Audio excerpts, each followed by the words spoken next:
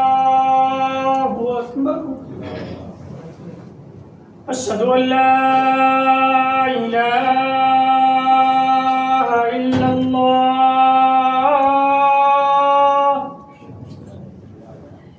أشهد أن لا إله إلا الله. أشهد أن محمدا رسول الله. أشهد أن محمدا رسول الله. حي على الصلاة.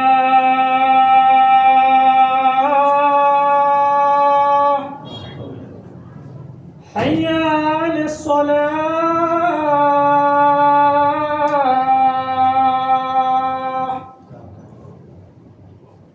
حي على الفلاح.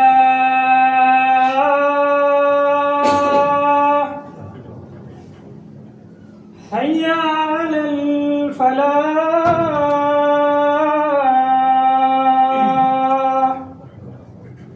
الله أكبر. الله أكبر. لا إله إلا الله.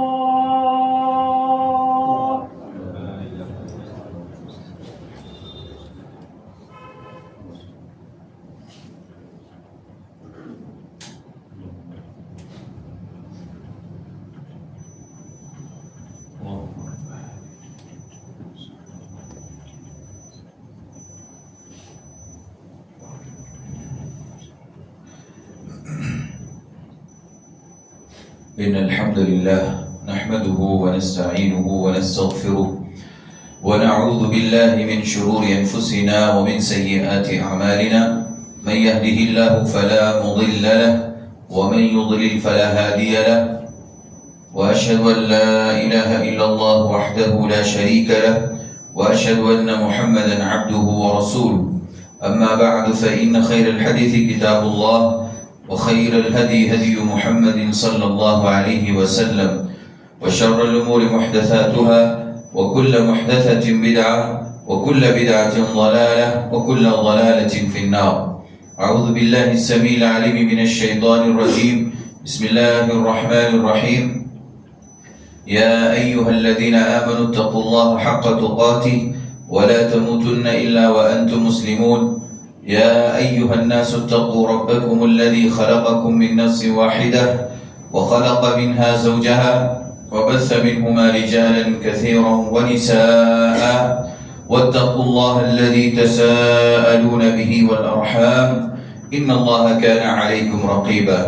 يا أيها الذين آمنوا اتقوا الله وقولوا قولا سديدا يصلح لكم أعمالكم ويغفر لكم ذنوبكم ومن يطع الله ورسوله فقد فاز فوزا عظيما. وقال تعالى في مقام آخر اتبعوا ما أنزل إليكم من ربكم ولا تتبعوا من دونه أولياء. وقال النبي صلى الله عليه وسلم اكتب، أو كما قال عليه الصلاة والسلام رب اشرح لي صدري ويسر لي أمري واحلل عقدة من لساني يفقه قولي. اللهم رب زدني علما. سبحانك لا علم لنا إلا ما علمتنا إنك أنت العليم الحكيم. برادران اسلام، حاضرین جمعہ، اسلامی اور دینی بھائیوں اور بہنوں، آج کا جمعہ کا خطبہ قرآن و سنت کی ضرورت اور وضاحت کے عنوان پر کتاب و سنت کی روشنی میں انشاءاللہ ہوگا. یہ آج کے دور کے حساب سے بہت اہم عنوان ہے، اس لیے کہ مسلمانوں نے جو اپنے آپ کو مسلمان کہتے ہیں ان بھائیوں نے، ان مسلمانوں نے اپنی زندگی سے جو ان کی اصل بیس اور بنیاد ہے بہت حد تک ان کو بھلانے کی کوشش کی ہے، اپنے عمل کے ذریعے سے، اپنے کردار کے ذریعے سے یا اپنے معاملات کے ذریعے سے۔ یہ بات ضرور کہتے ہیں کہ ہم مسلمان ہیں، قرآن و سنت کو مانتے ہیں، لیکن ان کو یہی نہیں معلوم کہ قرآن و سنت کو ماننے کا مطلب کیا ہوتا ہے۔ قرآن و سنت کی اتباع کا کیا مطلب ہوتا ہے؟ آپ ایک جگہ پر ایک قدم رکھتے ہیں، آپ کے پیچھے چلنے والا ہو بہو اسی جگہ پر آپ کے پیچھے چلے، اسی کا نام اتباع ہے۔ قرآن نے، نبی کریم صلی اللہ علیہ وسلم نے قرآن و سنت دونوں کے اندر اس بات کی طرف اتباع کی وضاحت کر دی کہ اتباع کا مطلب نقش قدم پر چلنا۔ ہم نقش قدم مطلب کیا ہوتا ہے؟ یہ جو ہمارا پیر ہے، جہاں ہمارا گرا ہے اسی کے اوپر آپ بھی ہم رکھتے ہیں، تو گویا کہ آپ نے ہماری پیروی کی۔ نبی کریم صلی اللہ علیہ وسلم نے جو بات کہی اور ہو بہو اسی وقت ہم نے اس پر عمل کیا، یہ نقش قدم ہے، یہ اتباع۔ قرآن کی اتباع کا مطلب یہ ہے کہ قرآن میں اللہ نے یہ بات کہی، ہو بہو من وعن، سیم ٹائم اس کو قبول کر لینا، مان لینا، اس پر عمل کرنا، اس کا نام اتباع ہے۔ بعد میں کرنا، بھول گیا تھا، نہیں سمجھ میں آیا تھا، میرے علم کے بالکل باہر ہے، میری سمجھ سے بالکل باہر ہے، دل قبول نہیں کر رہا ہے، خواہشات اس بات کی گنجائش نہیں رکھتی، یہ ساری باتیں اتباع کے خلاف ہیں۔ قرآن و سنت نے ہمیں اتباع کرنے کے لیے کہا، قرآن و سنت کو، اور قرآن و سنت کی دلیل کو، اس کے احکام کو۔ یہ نہیں کہا کہ بعد میں ٹال مٹول کر کے، اس کو بعد میں تاخیر کر کے اس پر عمل کرنا۔ بھائیو، کیوں ضروری ہے؟ کیوں ضروری ہے؟ 10 پوائنٹس میں آپ کے سامنے ذکر کرنے والا ہوں انشاءاللہ قرآن و سنت کی روشنی میں۔ پہلا پوائنٹ یہ ہے کہ اللہ تبارک و تعالی نے ہمیں اسے وحی کہا ہے کہ قرآن و سنت کی اتباع کرو، یہ وحی ہے، اور یہ وحی کے بغیر آپ کی زندگی نامکمل ہے۔ ایک مسلمان بغیر وحی کے اپنی زندگی میں کمپلیٹ نہیں ہو سکتا، کیونکہ قرآن وحی، حدیث رسول وحی، اور یہ دونوں مسلمان کے لیے لازم الملزوم ہے، جز ہے اس کی زندگی کا۔ لہذا اللہ تبارک و تعالی نے قرآن حکیم سورۃ الاعراف کی آیت نمبر 3 میں فرمایا، اتبعوا ما انزل الیکم من ربکم ولا تتبعوا من دونه اولیاء۔ لوگوں سے کہا کہ اے نبی صلی اللہ علیہ وسلم، پہلی دوسری آیت میں کہا کتاب انزل الیک فلا یکن فی صدرک حرج۔ اے نبی صلی اللہ علیہ وسلم، یہ کتاب قرآن مجید آپ کی طرف نازل کی گئی ہے، اس کتاب کو ماننے میں، اس کی اتباع کرنے میں، اس کے مطابق چلنے میں آپ کے دل میں کوئی حرج نہیں ہونا چاہیے۔ اللہ اکبر! کن کو کہا جا رہا ہے؟ نبی اکرم صلی اللہ علیہ وسلم کو۔ آپ نے قرآن کے بارے میں، نبی کریم صلی اللہ علیہ وسلم کے بارے میں سنا ہوگا کہ پیارے نبی صلی اللہ علیہ وسلم نے کہا کہ چند صورتیں ایسی ہیں جنہوں نے مجھے بوڑھا کر دیا، بال سفید ہو گئے۔ آدمی بوڑھا کب ہوتا ہے؟ اس کے اوپر ذمہ داری زیادہ ہوتا ہے۔ کہتے ہیں نا، اچھا خاصا جوان آدمی بوڑھا لگ رہا ہے، کیوں لگ رہا ہے بھائی؟ اس کے اوپر بہت ساری ذمہ داری ہے، اس کے اوپر ذمہ داریوں کا احساس زیادہ ہے، اس کے اوپر بڑھاپے کے اثرات نظر آتے ہیں۔ اس میں سب سے بڑی چیز بالوں کی سفیدی۔ نبی کریم صلی اللہ علیہ وسلم نے کہا کچھ صورتیں ایسی ہیں قرآن مجید کی جس نے مجھے بوڑھا کر دیا ہے۔ اس میں آپ نے خاص کر کے سورہ ہود، اس کے اخوات، اس کی اور جو صورتیں ہیں اس جیسی، اس میں قیامت کا تذکرہ ہے۔ آپ نے کہا کہ سورہ ہود اور اس قسم کی صورتوں نے مجھے بوڑھا کر دیا۔ اللہ اکبر! سورہ ہود میں ایک آیت کریمہ ہے، ایک آیت کریمہ، اللہ نے فرمایا فَاسْتَقِمْ كَمَا أُمِرْتَ۔ اے نبی صلی اللہ علیہ وسلم، آپ ویسے ٹھہر جائیے جیسے آپ کو حکم دیا گیا ہے۔ آپ کو میں ایک مثال دوں، کسی بھائی سے کہا جائے کہ آپ ذرا 2 منٹ کے لیے یہاں پر ایسے ٹھہریے کہ بالکل ہلنا نہیں، پلک نہیں جھپکنا، آپ ادھر سے ادھر حرکت نہیں کر سکتے، ٹھہر سکتے؟ نہیں ٹھہر سکتے، بہت مشکل کام ہے۔ 2 منٹ بولے تو اس کا مطلب آدمی کے اندر حرکت لا محالہ فطرتاً ہوگی ہی، اس کا پلک تو جھپکے گا ہی۔ ہلنا 2 منٹ کے لیے مشکل ہے۔ اللہ کے نبی صلی اللہ علیہ وسلم کو قرآن نے کہا فاستقم کما امرت، جیسے کہا گیا ویسے آپ رہیے، ایسے ہی آپ زندگی گزاریے۔ اسی لیے اللہ کے نبی نے کہا سورہ ہود اور اس قسم کی صورتوں نے مجھے بوڑھا کر دیا۔ بھائیو، اللہ کے نبی صلی اللہ علیہ وسلم سے قرآن کی سورہ اعراف کی دوسری آیت میں اللہ کہتا ہے کتاب انزل الیک، آپ کی طرف یہ کتاب نازل کی گئی ہے، لہذا فلا یکن فی صدرک حرج، آپ کے دل میں اس قرآن کو ماننے، من جانب اللہ ہونے اور اس کے احکام پر عمل کرنے میں کوئی بھی کسی بھی قسم کا حرج نہیں ہونا چاہیے، تنگی نہیں ہونی چاہیے۔ کیوں مانوں؟ بعد میں مان لوں گا، بعد میں اس پر عمل کر لوں گا، مختصر سا عمل کر لوں گا، کچھ پر عمل کر دوں گا، کچھ پر بعد میں کروں گا، چھوڑ دوں گا۔ نہیں، آپ کو کہا گیا کہ آپ کے دل میں ذرہ برابر حرج نہیں ہونی چاہیے۔ بھائیو، یہاں سے ایک پوائنٹ اور ایک نقطہ یاد رکھنا چاہیے کہ جس نبی کو یہ بات کہی گئی، جن کے اوپر قرآن نازل ہوا، انہیں کہا گیا اتباع کریں، قرآن کی اتباع کریں۔ ایسے ہی امت کو بھی یہ حکم دیا جا رہا ہے اگلی آیت میں، تیسری آیت میں، اتبعوا ما انزل الیکم من ربکم، امت کے لوگوں، مسلمانوں، تم بھی اس قرآن کی، اس وحی کی ویسی اتباع کرو جیسے رسول نے کی، جیسے آپ کے صحابہ نے کی، اسی طریقے سے تم بھی اتباع کرو۔ ولا تتبعوا من دونه اولیاء، اور اللہ کے علاوہ دوسرے جو دوست ہیں، اولیاء ہیں، جو غیر ہیں، جو معبود ہیں، ان کی اتباع نہ کرو، ان کے پیچھے نہ چلو، ان کی باتوں میں مت آؤ۔ اللہ نے قرآن میں صاف لفظوں میں قرآن کی اتباع کے بارے میں کہہ دیا کیونکہ یہ وحی ہے، اور اگر آپ کسی غیر کی اتباع کرتے ہیں اس کا مطلب ہے کہ وہ آپ غیر وحی کی اتباع کریں۔ قرآن کی اتباع کرنا وحی ہے، وہ قرآن اللہ کی طرف سے آیا ہے، اس لیے اتباع کرنے کا حکم ہے۔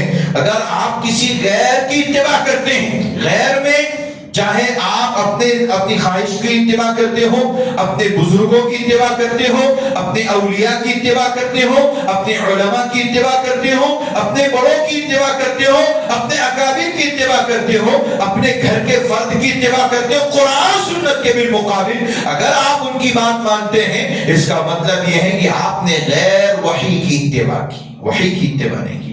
اور معبود اللہ تبارک و تعالی ہے، لہذا معبود ہمارا رب ہے، اللہ ہے، اسی کی اتباع کرنی، اس کی بات ماننی ہے، اس کے علاوہ کسی اور کی بات نہیں ماننی۔ قرآن کریم میں ایک اور مقام پر اللہ تبارک و تعالی نے نبی کریم صلی اللہ علیہ وسلم کو خاص طور پر کہا، سبحان اللہ، اللہ تعالیٰ کہتا ہے فَاسْتَمْسِكْ بِالَّذِي أُوحِيَ إِلَيْكَ، اے نبی صلی اللہ علیہ وسلم جو وحی آپ کی طرف بھیجی گئی ہے، فَاسْتَمْسِكْ، مضبوطی سے پکڑ لیجیے، مضبوطی سے پکڑ۔ ایک رسی سے جب کوئی چیز باندھی جاتی ہے تو بیچ میں خلل رہتی ہے یا کچھ گیپ رہ جائے تو اس کو مضبوطی نہیں کہتے، اس کو مضبوط نہیں کہا جاتا۔ کوئی چیز جب باندھی جاتی ہے کسی چیز سے تو بالکل ٹائٹ تاکہ وہ گرے نہ۔ آپ نے لوڈنگ کرنے والی گاڑیوں کو دیکھا ہوگا، جب وہ لوڈ کرتے اس کے بعد اس کے اوپر وہ رسیوں کے ذریعے مضبوطی سے باندھتے تاکہ ایک بھی چیز نہ گرے، اس کو کہا جاتا ہے فَاسْتَمْسِكْ، مضبوطی کے ساتھ پکڑ لیں۔ یعنی آپ جب وحی الہی کو فالو کر رہے ہیں تو وحی الہی کی اتباع میں آپ کے ہاں کسی طرح کا جھول نہیں ہونا چاہیے۔ ہاں ٹھیک ہے، قرآن کو بھی مان لیں گے، فلاں کو بھی مان لیں گے، فلاں کی بات کو بھی کبھی کبھی قبول کر لیں گے، ان کو بھی خوش کر لیں گے، ان کو بھی راضی کر لیں گے، اس کو فَاسْتَمْسِكْ نہیں بولتے ہیں۔ فَاسْتَمْسِكْ کا مطلب اللہ نے جو کہہ دیا، نبی کو یہ وحی کو ماننا ہے اور وحی کو پکڑنا ہے مضبوطی کے ساتھ، قرآن کو پکڑ لیجئے، اور کہا إِنَّكَ عَلَى صِرَاطٍ مُسْتَقِيمٍ، یہ یقیناً اللہ کے نبی صلی اللہ علیہ وسلم سے کہا جا رہا ہے کہ آپ صراط مستقیم پر ہیں۔ وَإِنَّهُ لَذِكْرٌ لَكَ وَلِقَوْمِكَ وَسَوْفَ تُسْأَلُونَ، سورہ زخرف کی آیت نمبر 43-44 ہے۔ اللہ نے فرمایا یقیناً یہ قرآن، یہ وحی، یہ قرآن، یہ وحی، یہ آپ کے لیے، آپ کی قوم کے لیے نصیحت ہے۔ اس قرآن کو نصیحت سمجھیے، اور یہ نصیحت کر رہا ہے کہ اتباع کس کی جائے گی؟ وحی الہی کی جائے گی، قرآن کی جائے گی۔ وَسَوْفَ تُسْأَلُونَ، اور اس آیت کے اس جملے نے پورا خلاصہ کر دیا۔ وَسَوْفَ تُسْأَلُونَ، عن قریب تم لوگ سوال کیے جاؤ گے، تم سے پوچھا جائے گا تم نے اس قرآن کی اتباع کی یا نہیں کی۔ ضرورت سمجھ میں آ رہی ہے؟ قرآن و سنت کی اتباع کی ضرورت کیوں ہے؟ اس لیے کہ اس کے بارے میں سوال ہونے والا ہے۔ آپ سے ہم سے دنیا کے اندر کسی کی اتباع ہوئی نہیں ہوئی، کسی کی پیروی ہوئی نہیں ہوئی، اس کے بارے میں سوال نہیں ہونے والا۔ آپ نے بزرگوں کی اتباع کی نہیں کی، پوچھا نہیں جائے گا۔ امام صاحب کی بات مانی تھی یا نہیں پوچھا جائے گا، لیکن یہ ضرور پوچھا جائے گا کہ آپ نے قرآن کی اتباع کی تھی یا نہیں، اس کے بارے میں سوال ہوگا۔ اگر نہیں کی تو پھر اللہ کے ہاں ہمیں کیا جواب دینا ہے، اس کے لیے تیاری کر لیجیے۔ بھائیو، بات میری سمجھ میں آ رہی ہے؟ پہلا پوائنٹ یہ ہے کہ قرآن و سنت کی اتباع کی ضرورت کیوں ہے؟ اس لیے کہ یہ وحی الہی ہے، اور وحی الہی کو فالو کرنا ہر مسلمان پر ضروری ہے۔ اسی طریقے سے محترم بھائیو، دوسری وجہ، یہ بہت اہم وجہ ہے، دوسری وجہ قرآن و سنت کی اتباع کی ضرورت کیوں ہے؟ اس لیے کہ قرآن و سنت یہ معصوم، یعنی تمام غلطیوں اور عیوب اور نقائص سے بالکل پاک و صاف ہے۔ سبحان اللہ، قرآن کے اندر آپ کو کوئی عیب نہیں دکھے گا، کوئی غلطی نہیں دکھے گی۔ جس طریقے سے قرآن 1450 سال پہلے اللہ کے نبی صلی اللہ علیہ وسلم پر نازل ہوا تھا، حرف بحرف، نقطہ بنقطہ، حرکت بحرکت آج بھی ایسا ہے اور قیامت تک ایسا ہی رہے گا۔ اس کی حفاظت کی ذمہ داری رب ذوالجلال نے، جس نے نازل کیا ہے، جس کا وہ کلام ہے، اس نے لے رکھی ہے۔ اللہ تبارک و تعالیٰ نے قیامت تک اس کی حفاظت کرنے کی ذمہ داری لے رکھی۔ تو یہ تمام طرح کی غلطیوں سے یہ معصوم ہے، تمام طرح کی غلطیوں سے، تمام طرح کی عیوب اور نقائص سے بالکل پاک و صاف ہے۔ اس لیے اس قرآن کی اتباع ضروری ہے، اس لیے سنت رسول کی اتباع ضروری ہے۔ قرآن و سنت کے اندر جو باتیں کہی ہیں، جو بالکل ٹھیک ہیں، صحیح ہیں، حدیث رسول، اس کے اندر کوئی عیب آپ کو نظر نہیں آئے گا۔ چنانچہ قرآن مجید میں اللہ تعالیٰ نے سورہ حامیم سجدہ میں آیت نمبر 41 اور 42 میں کہا ان الذین کفروا بالذکر لما جاءہم وانہ لکتاب عزیز لا یأتیہ الباطل من بین یدیہ ولا من خلفہ تنزیل من حکیم حمید۔ اللہ نے فرمایا بے شک وہ لوگ جنہوں نے کفر کیا، کس کا؟ بالذکر، قرآن کا، جنہوں نے انکار کیا جب ان کے پاس وہ قرآن آیا۔ وَإِنَّهُ لَكِتَابٌ عَزِيزٌ، یہ عزیز، یہ مستحکم کتاب ہے، اس کے اندر کوئی جھول نہیں ہے۔ لَا يَأْتِيهِ الْبَاطِلُ مِنْ بَيْنِ يَدَيْهِ وَلَا مِنْ خَلْفِهِ، نہ اس کے سامنے سے، نہ اس کے پیچھے سے، نہ دائیں سے، نہ بائیں سے، کہیں سے بھی باطل اس کے ارد گرد نہیں گھومتا۔ کس کے؟ قرآن مجید کے، قرآن مجید کے ارد گرد کوئی باطل نہیں گھومتا ہے، نہیں آتا ہے، بھٹکتا نہیں ہے۔ کیا معنی ہوا بھائیو؟ اس کا مطلب یہ ہے کہ قرآن مجید بالکل خالص کتاب ہے، یہ تمام طرح کی غلطیوں سے پاک ہے، باطل کبھی اس سے مل نہیں سکتا، باطل اس کے قریب نہیں بھٹک سکتا۔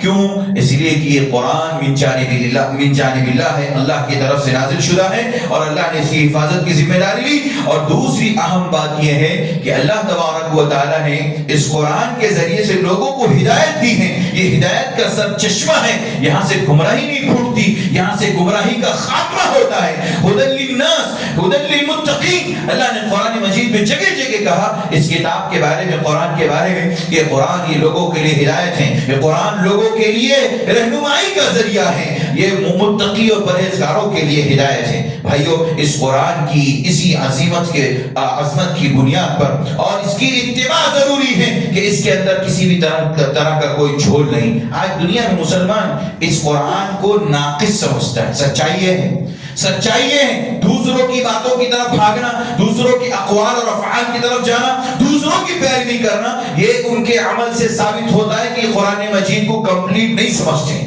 قرآن مجید کی اتباع نہیں مانتے، نہیں کرتے۔ کیوں نہیں کرتے؟ وہ یہ سمجھتے ہیں قرآن مجید ادھورا ہے، نعوذ باللہ۔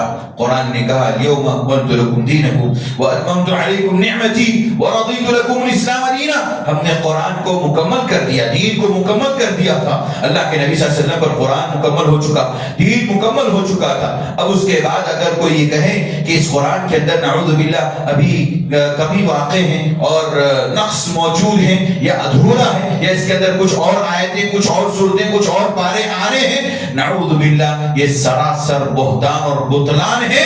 قرآن نے کہہ دیا لا یأتیہ الباطل من بین یدیہ ولا من خلفہ تنزیل من حکیم حمید۔ دنیا کے اندر جتنی بھی چیزیں قرآن کے علاوہ ہیں جن کو لوگ اچھا سمجھتے ہیں، جن کی اتباع کرتے ہیں، وہ سب باطل۔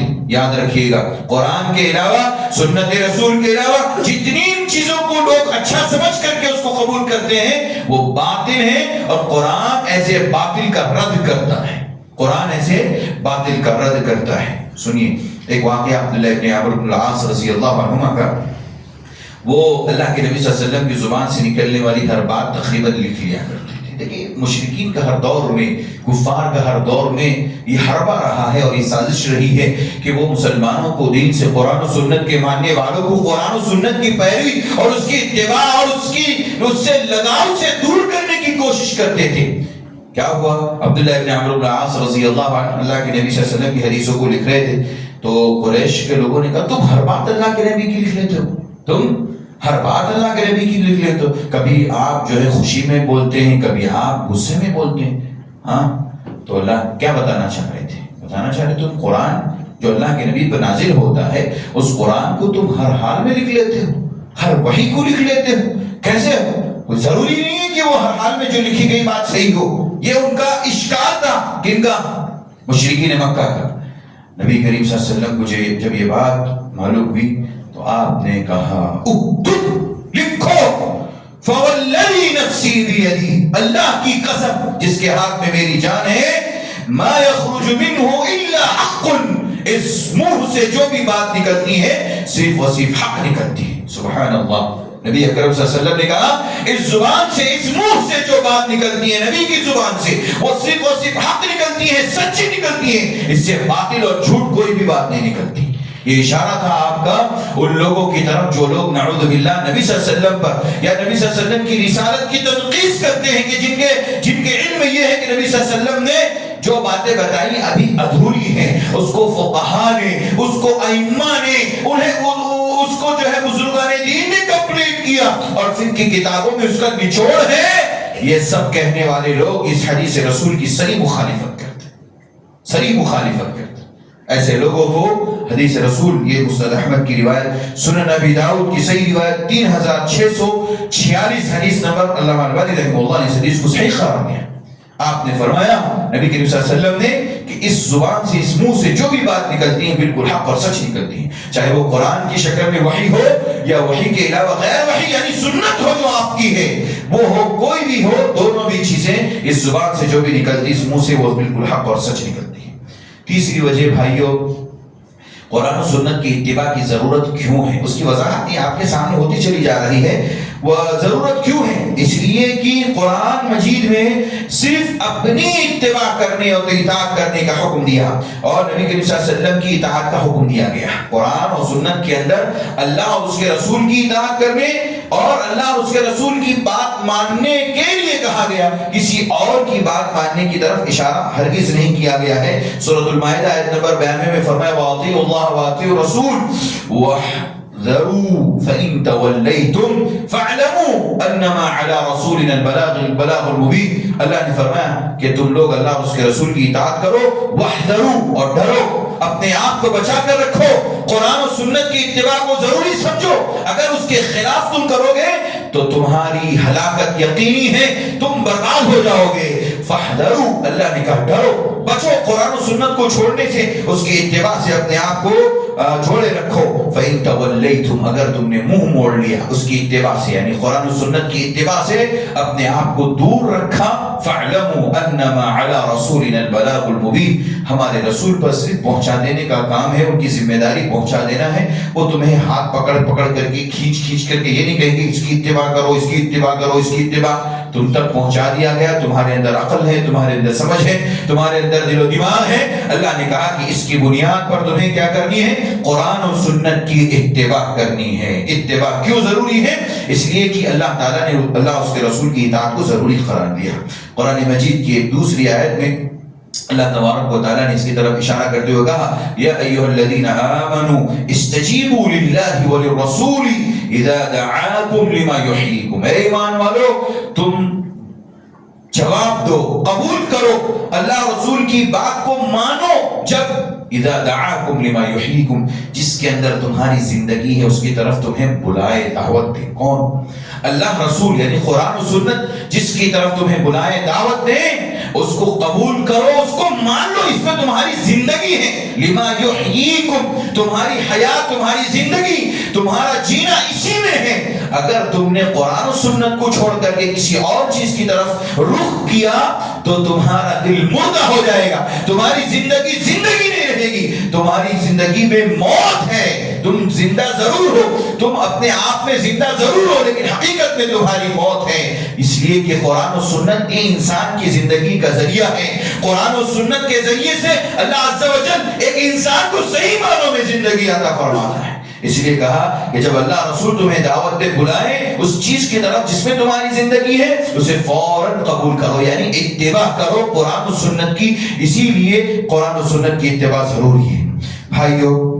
اسی طریقے سے چوتھی وجہ کہ جس کی وجہ سے ہمیں قرآن و سنت کی اتباع ضروری ہے وہ یہ ہے کہ نبی کریم صلی اللہ علیہ وسلم اپنی امت کے لیے یہی دو چیزیں چھوڑ کر کے گئے ہیں۔ اگر تیسری، چوتھی، پانچویں یا ہزاروں چیزیں ہوتی تو اللہ کے نبی ضرور ضرور ضرور اس کی طرف نشاندہی کرتے، اور یہ بات کہنا کہ نعوذ باللہ یہ بات چھوٹ گئی، یہ نبی صلی اللہ علیہ وسلم پر بہتان ہے اور نبی صلی اللہ علیہ وسلم کی رسالت میں خیانت ہے۔ نعوذ باللہ ہمارے نبی نے خیانت نہیں کی ہے، امانت داری کے ساتھ اللہ اور اس کے رسول کے پیغام کو پہنچا دیا، اور آپ اکیلے نہیں، آپ نے پہلے اللہ کو گواہ بنایا حجۃ الوداع کے موقع پر۔ اللہ تو گواہ ہے، اللہ تو گواہ ہے نا، میں نے تیرا پیغام دنیا کو پہنچا دیا ہے، قرآن و سنت کی باتوں کو پہنچا دیا ہے۔ اس کے بعد 1 لاکھ سے زائد صحابہ رضوان اللہ علیہم اجمعین، یہ نفوس قدسیہ کو اللہ کے نبی صلی اللہ علیہ وسلم نے گواہ بنایا۔ آپ سب گواہ رہو، اور جو بھی تمہارے پاس موجود ہیں، اس وقت یہاں موجود ہیں، وہ سب غائب لوگوں کو جو موجود نہیں ہیں، جو دنیا میں ابھی نہیں آئے ہیں، یا دنیا میں ایسی جگہ پر ہیں جہاں ہم لوگ نہیں ہیں یا وہ ہم تک نہیں پہنچ سکے ہیں، ان تک یہ سچا پیغام پہنچا دو کہ نبی کریم صلی اللہ علیہ وسلم نے اپنی امانت داری کے ساتھ پورے اسلام کی تعلیم کو، پیغام کو دنیا والوں تک پہنچا دیا ہے، آپ نے گواہ بنایا۔ لہذا اگر کوئی یہ کہے کہ نبی صلی اللہ علیہ وسلم کی تعلیمات میں یا دین میں ابھی گنجائش موجود ہے، وہ نبی کی رسالت کا توہین کرنے والا ہے، اور نبی کو نعوذ باللہ خائن سمجھ رہا ہے، اور یہ بہت بڑا جرم ہے، اور اللہ ایسے گستاخ رسول کو کبھی چھوڑتا نہیں، کبھی چھوڑتا نہیں۔ تو اللہ تبارک و تعالیٰ نبی کریم صلی اللہ علیہ وسلم کو یہ حکم دیتا ہے کہ آپ دنیا کے اندر بھیجے گئے نبی اور رسول بنا کر آپ نے دنیا والوں کو یہ آخر میں یہ پیغام دیا تھا کہ میں 2 چیزیں تمہارے درمیان چھوڑ کر کے جا رہا ہوں، اس لیے اس کی اتباع ضروری ہے۔ قرآن و سنت کی اتباع اس لیے بھی ضروری ہے کیونکہ آپ نے اپنے بعد صرف انہی 2 چیزوں کو چھوڑا ہے۔ آپ نے فرمایا ایک حدیث کے اندر ترکت فیکم امرین، اور دوسری روایت میں کہا ترکت فیکم شیئین، 2 چیزیں چھوڑ کر کے جا رہا ہوں۔ شیئین کہہ کر کے نشاندہی کر دی۔ دیکھیے ایسا نہیں کہا ترکت فیکم اشیاء، بہت ساری چیزوں کو چھوڑ کر کے جا رہا ہوں، کسی کو بھی پکڑ لینا دنیا میں نجات پا جاؤ گے، بہت سارے راستے چھوڑ کر کے جا رہا ہوں۔ نشاندہی کر 2 شیء مانے ایک چیز، شیئین 2 چیز، بس تاکید اور اس کے ساتھ اس کی تحقیق کر دی گئی، اس کی حد بندی کر دی گئی۔ 2 ہی چیزیں ہیں جو میں تمہارے درمیان چھوڑ رہا ہوں، لن تضلوا بعدہما، اور ضمیر بھی ہما کی لے کر آئے، تثنیہ کی، 2 کی، 4 کی، 10 کی نہیں لے کے، اشارہ اس کی طرف ہے ان دونوں کے بعد، ان قرآن و سنت کے بعد، دونوں کے بعد اگر کوئی آدمی ان کو چھوڑے گا تو وہ گمراہ ہوگا۔ وَلَن يَتَفَرَّقَا حَتَّى يَرِدَ عَلَى الْحَوْضِ، یہاں تک کہ وہ لوگ حوض کوثر پر مجھ سے ملاقات کریں گے، یعنی کبھی تم لوگ اس کو ہرگز نہ چھوڑنا اور اس سے جدا نہ ہونا، ورنہ اگر چھوڑ دو گے گمراہ ہو جاؤ گے، یہاں تک کہ تم میرے ساتھ حوض کوثر پر ملاقات کر لو، یعنی میدان محشر میں ہماری ملاقات ہو جائے گی۔ تو اللہ کے نبی صلی اللہ علیہ وسلم نے 2 چیزیں چھوڑی، اس لیے قرآن و سنت کی اتباع ضروری ہے، ان کے علاوہ کوئی اور تیسری چیز کی اتباع ضروری نہیں ہے۔ 5ویں وجہ، رسول اکرم صلی اللہ علیہ وسلم اپنے خطبات میں، ابھی آپ نے خطبہ حاجت سنا، اس میں ہم ہر جمعہ کے خطبے میں یہ سنتے ہیں فإن خیر الحدیث کتاب اللہ وخیر الہدی ہدی محمد صلی اللہ علیہ وسلم وشر الامور محدثاتها وكل محدثة بدعة وكل بدعة ضلالة وكل ضلالة فی النار. ہر جمعہ کے خطبے میں ہم سنتے ہیں، اور عام اگر دروس وغیرہ ہوئے یا ایسے اجتماعات ہوئے تو اس میں بھی یہ خطبہ حاجہ ہم سنتے رہتے ہیں. تو نبی کریم صلی اللہ علیہ وسلم اپنے ہر جمعہ کے خطبے میں اس قسم کے بدعات اور خرافات کا رد کرتے تھے، جبکہ بدعات آپ کے دور میں نہیں تھی. بدعات آپ کے دور میں شرک تھا، کفر تھا. بدعت آپ کے دور میں نہیں تھی، پھر بھی اللہ کے نبی ہر جمعہ کے خطبے میں اس بدعت کا رد کرتے تھے، اور بدعتیوں کے انجام کو بھی اللہ کے نبی نے بہت ساری احادیث میں ذکر کیا. تو بدعت کا رد کرنا اس بات کی دلیل ہے کہ قرآن اور سنت کی اتباع ضروری ہے. قرآن اور سنت کی اتباع سے ہٹنے پر بدعت وجود میں آتی ہیں. نبی کریم صلی اللہ علیہ وسلم اکثر یہ خطبہ حاجہ کے دوران پڑھا کرتے تھے. اسی طریقے سے چھٹی وجہ یہ ہے کہ اللہ تعالیٰ کے نزدیک، یہ بہت اہم بات ہے، یاد رکھیے گا، چھٹی وجہ قرآن و سنت کی اتباع کیوں ضروری ہے، اس کی چھٹی وجہ یہ ہے کہ اللہ تعالیٰ کے نزدیک جزا و سزا کا معیار یہی دونوں چیزیں ہیں. جزا و سزا کا معیار یہی دو چیزیں. کیا مطلب ہوا؟ مطلب یہ ہے کہ ایک بندہ قرآن و سنت کے مطابق عمل کرتے ہوئے، اس کی اتباع کرتے ہوئے اس دنیا سے جائے گا تو اسے اچھی جزا ملے گی، اس سے اچھا بدلہ ملے گا، یعنی جنت کی شکل میں.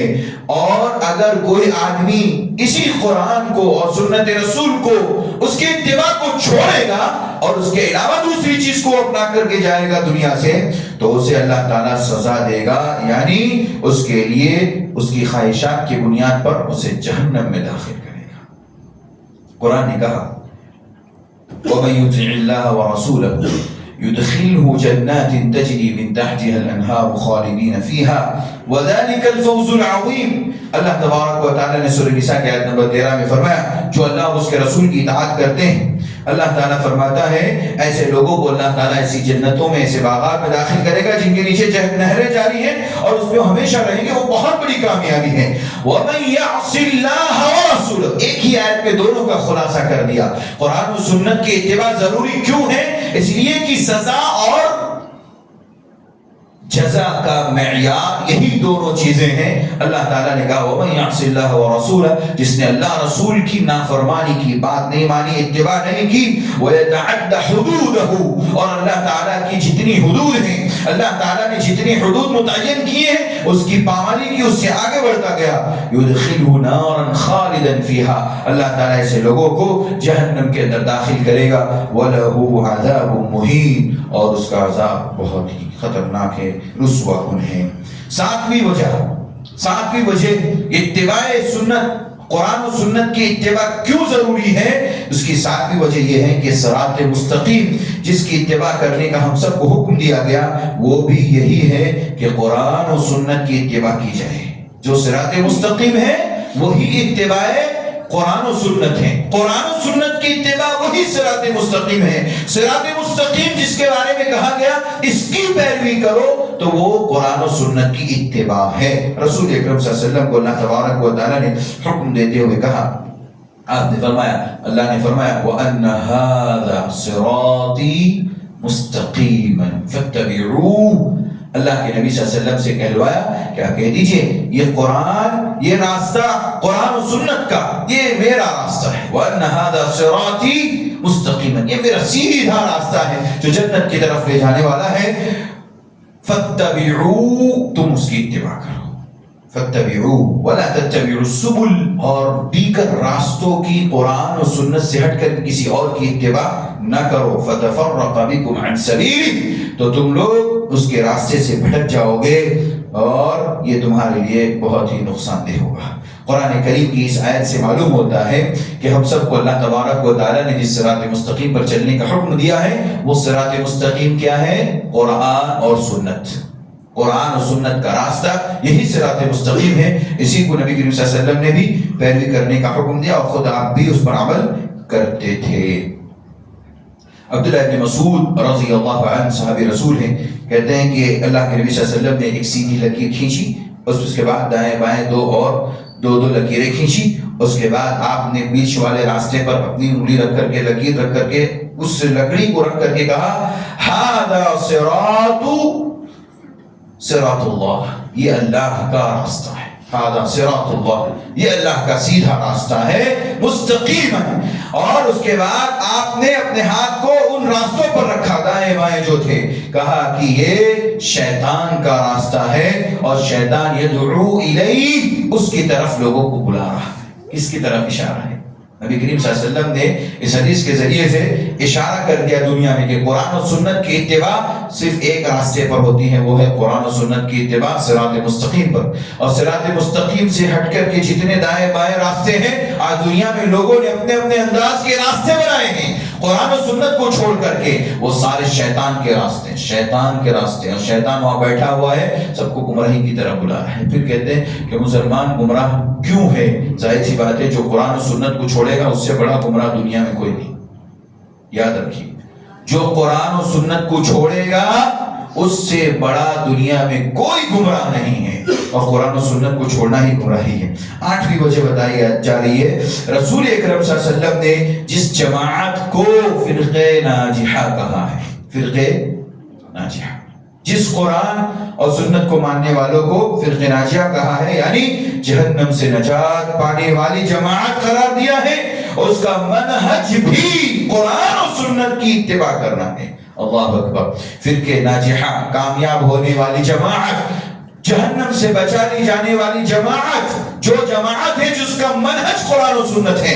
قرآن و سنت اور صحابہ رضوان اللہ علیہم اجمعین کے راستے پر چلنا ہے. چنانچہ نبی کریم صلی اللہ علیہ وسلم نے اپنے بعد بہت سارے لوگوں کے بارے میں کہا کہ تم لوگ میرے بعد زندہ رہو گے تو ان قریب بہت سارے فتنے کو دیکھو گے، اور میری امت میں 73 فرقے ہوں گے. یہود و نصارہ 72 میں بٹ گئے تھے، میری امت کے لوگ 73 فرقوں میں بٹ جائیں گے، سوائے ایک کے سارے جہنم میں جانے والے ہیں. سارے فرقے جہنم میں جانے والے ہیں. صحابہ رضوان اللہ علیہم اجمعین نے کہا یا رسول اللہ، اے اللہ کے رسول، وہ کون سا گروہ ہے، وہ فرقہ ناجحہ کون سا ہے، وہ کامیاب ہونے والا گروہ اور جماعت کون سی ہے جو جنت میں جائے گی، جن کو جہنم سے بچا لیا جائے گا؟ آپ نے یہ نہیں کہا کہ جو بزرگوں کی بات مانے گا، جو اقوال پر چلے گا، جو فقہ کو مانے گا. نہ، آپ نے کیا کہا؟ اس وقت وہ سب چیزیں تھی ہی نہیں، تو کیا تھا پھر؟ کیا تھا بھائی؟ قرآن اور سنت رسول. آپ نے فرمایا ما انا علیہ و اصحابی، ما انا علیہ و اصحابی. آج میں جس کے اوپر ہوں. نبی صلی اللہ علیہ وسلم کس پہ تھے؟ قرآن پر. نبی صلی اللہ علیہ وسلم کس پہ تھے؟ سنت رسول پر. گویا قرآن و سنت کی اتباع اللہ کے نبی کرتے تھے. اچھا، صحابہ کس پر تھے؟ قرآن پر. صحابہ کس پر تھے؟ سنت رسول پر. اس لیے آپ نے کہا یہی فرقہ ناجحہ ہے، صحابہ فرقہ ناجحہ ہے، اور جو بھی صحابہ کی تقلید کرے گا، صحابہ کے نقش قدم پر چلے گا، ان کے مطابق زندگی گزارے گا، وہ فرقہ ناجحہ جنت میں جانے والا. وہ فرقہ ناجحہ جنت میں جانے والا ہے. اور جو صحابہ کو گالی دیتا ہے، جو صحابہ کو برا بھلا کہتا ہے، صحابہ کے منہج کو چھوڑتا ہے، اور صحابہ سے تابعین نے جو منہج حاصل کیا، تابعین نے اور جو ہمارے سلف نے منہج حاصل کیا، اس منہج کو ہٹ چھوڑ کر کے کسی اور منہج اور راستے پر چلتا ہے، وہ یقیناً گمراہ ہے، وہ نجات نہیں پا سکتا. یاد رکھیے. اللہ کے نبی نے کہا، سنن ترمذی کی روایت یہ 2641 حدیث نمبر، اور اسی طریقے سے ابن ماجہ کی بھی روایت ہے 3993. البانی رحمہ اللہ نے اس حدیث کو حسن قرار دیا. ایک روایت میں کہا کہ وہی الجماعت، وہی جماعت ہے جو صحابہ کی جماعت ہے، جو فرقہ ناجحہ ہے، جنہوں نے اللہ کے رسول صلی اللہ علیہ وسلم کو اپنی آنکھوں سے دیکھا. آپ قرآن و سنت پر عمل کرتے تھے اور اسی کے آپ نے لوگوں کو تبلیغ کی. دو باتیں بتا کر اپنی بات کو ختم کروں گا. 9ویں وجہ یہ ہے، نبی کریم صلی اللہ علیہ وسلم نے ہم سب کو جو بات بتائی، اس کے تعلق سے ایک بات ہمیں ذہن نشین کر لینا چاہیے کہ قرآن و سنت کی اتباع کیوں ضروری ہے. تمام متنازع مسائل، اختلافی مسائل، جھگڑے کے مسائل، جتنے بھی جس میں اختلاف ہے، جس مسلک کے اندر، جس فرقے کے اندر اختلاف پایا جاتا ہے، جتنے اختلافی مسائل ہیں، ان تمام مسائل کا حل صرف ایک جگہ پر ہے. وہ کہاں ہے؟ قرآن میں، سنت رسول میں. یہ بات ہمیں یاد رکھنا چاہیے. اسی لیے قرآن و سنت کی اتباع ضروری قرار دی گئی کہ ہر مسئلے کا حل دنیا کا کوئی بھی مسئلہ لے کر ہے. امام ابن خزیمہ رحمۃ اللہ علیہ باقاعدہ ایک کتاب لکھی گئی اس کے اوپر. انہوں نے کہا کہ دنیا کا کوئی بھی مسئلہ لے کر کے میرے سامنے آ جاؤ، میں ہر مسئلے کا حل قرآن و سنت سے دے دوں گا. سبحان اللہ. ہمارے یہ سلف ایسے محدثین اور ایسے کبار علماء گزرے ہوئے ہیں جنہوں نے یہ بات قرآن و سنت کے حوالے سے کہی. قرآن و سنت کے اندر ہر مسئلے کا حل ہے. اب بیوقوف کچھ لوگ ہوتے ہو کہتے ہیں یہ فلائٹ میں اڑنے کی دلیل دو. اللہ کے بندو تمہیں یہی بات نہیں سمجھ میں آتی کہ فلائٹ میں اڑنا یہ دین ہے کہ دنیا ہے یا معاملات ہے کیا ہے؟ تمہاری بیوقوف یہیں سے ظاہر ہوتی ہے. سمجھ رہے ہیں میری بات؟ قرآن و سنت کی دلیل ہاں اس وقت آپ بول سکتے ہیں کہ فلائٹ میں اڑنے کے لیے دلیل چاہیے تو نبی کریم صلی اللہ علیہ وسلم کی سیرت کو پڑھیے.